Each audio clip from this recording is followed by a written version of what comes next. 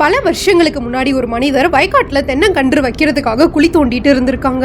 அந்த நேரத்துல கடப்பாறை குழிக்குள்ள இருந்த ஒரு கல்லுல இடிச்சதுனால கல்ல தோண்டி வெளியே எடுத்துட்டு மரத்தை நட்டுலாம்னு முடிவு பண்ண அந்த மனிதர் கல்ல வெளியே எடுத்துட்டு பார்க்கும்போது அது ஒரு அம்மன் சிலைன்றத கவனிச்சிருக்காங்க.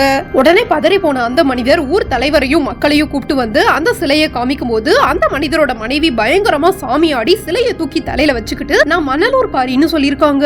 அடுத்த நொடியே அரண்டு போன மக்கள் சிலைய வெள்ள துணியால கட்டி கொண்டு போய் மணலூர்ல வாழ்ந்த மக்கள்கிட்ட கொடுத்துட்டாங்களாம். மணலூர்ல வாழ்ந்த மக்கள் சிலையை எங்க வச்சு வழிபடுறதுன்னு தெரியாம குழப்பமா இருந்ததுனால துணியை பிரிக்காமையே சிலையை தூக்கி ஓரமா வச்சுட்டாங்களாம். இந்த விஷயம் நடந்து சில நாட்களுக்கு அப்புறம் அம்மனோட சிலை எப்படி இருக்குன்னு பார்க்கலாம்னு முடிவு பண்ண மக்கள் வெள்ள துணியை பிரிச்சு பார்க்கும்போது அம்மன் சிலையில முத்து முத்தா அம்மை போட்டிருந்ததை கவனிச்சிருக்காங்க.